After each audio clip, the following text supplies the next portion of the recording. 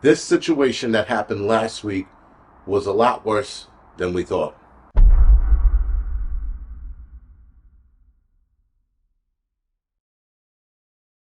So, guys, there was a foiled terror attack out of Dearborn, Michigan. Now, a lot of people looked at that attack, and first of all, the media barely spoke about it, which I thought was a red flag for me because I was like, all right, wait a minute. Had that been white dudes, they would have been all over it. But when I looked at the story and I saw who it was, I was like, oh, this is why they're not talking about it. And the fact that they state it was a day away from actually being activated, if you will. These kids, so again, kids, they were ranging from the ages of, I want to say 14 or 13 to 21 or 22. And they were all Muslims. So I state that in the beginning, it was way worse than we knew because there were two ways that I was looking at it, and I'm going to get into that in a little bit. Now, supposedly these kids were gamers, but they were caught with, again, not an arsenal worth of stuff. They had three, I think, AR rifles, 1,600 rounds, which, according to my buddy Prepper Revelator, that's what guys use on a range, like, a day in a range is about that many rounds. So that wasn't a lot of rounds. I mean, when I heard it, I was like, didn't sound like much. I thought they were going to say like, 10, 12, 20,000, 30,000 rounds. And I'd have been like, all right, 1,600. But then again, these are younger kids. But the amount of rounds split between three rifles still didn't make sense. Not the point. Then they had GoPro cameras, like they were going to film what they were going to do. Now, the two ways that I was looking at it, one way was you had a bunch of kids, Muslims, from Dearborn, ready to attack American citizens. So they weren't going to take it out on the people in Dearborn. They were actually going to go out of their community and start hammering either white or black Americans. I don't know who they were going to attack. Nonetheless, they weren't going to attack their own. And that sparks a little concern because that means, guys, that could mean that these kids who were born here, from what I read, they were all born here, are born within this country, and no one's really looking at them because they didn't come from Abu Dhabi or Iran, Iraq. They were here already. And that somebody, I guess, cultivated them to do this. And so whoever they were talking to, whatever person online they were talking to, probably through the gaming system, got them to get this far to enact something that was going to, again, be terrible, but not like the end of the world. It wasn't going to be 9/11 worthy, but that's what one article was trying to state, that there was going to be no, it wasn't. Not with that many rounds and firearms. It wasn't going to get that close. Still, that they were here, no one was watching, and it got that far. And the fact that there could be more of them growing in different states around the country.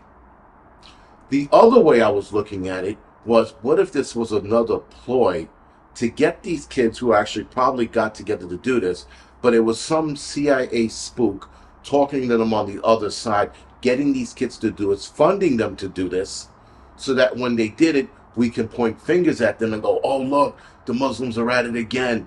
And then we enact more, security or safety features on American lives, restricting us from doing more or restricting our Second Amendments even more.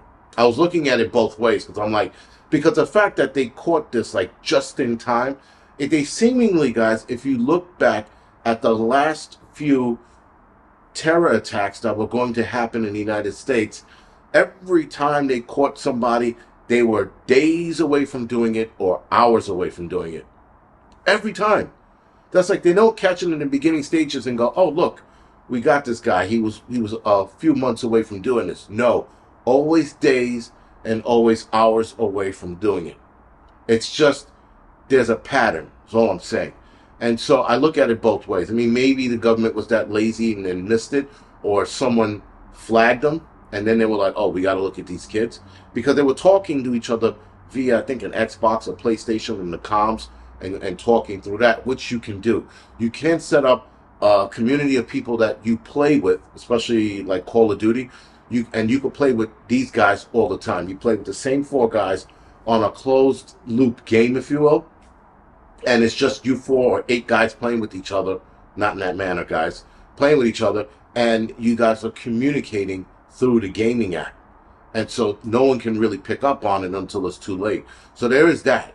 So again, there were a lot of things, there were a lot of details in this that were like, all right, I could see these kids planning this, but the conspiracy theory side of my brain always kicks in, and I'm like, yeah, but what if this was a setup? What if they were being set up? Again, so that we can, blame Muslims, which I'm always up for blaming them for anything, but not in this case, and that they can come out with more laws to restrict our freedom. That's how I was looking at it. Now, the other ploy side that I was looking at, what I thought this was a ploy, is like maybe this could have been a way to get the National Guards in Dearborn, Michigan, to control that population of people. I was looking at it that way as well. So it was actually three ways I was looking at it, right? So I was looking at it to restrict our freedoms, to send the National Guards in Dearborn, or that this was an actual attack that they sort of let slip by them. Again, guys, I don't believe anything our government tells me, so whenever I hear anything, I question it all.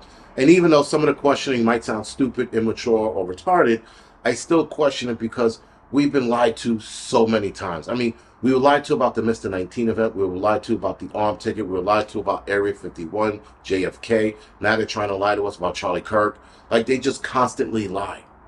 And so, though one article wrote, had this event happened, had these kids actually went through with their plan, that this would have been a great American tragedy.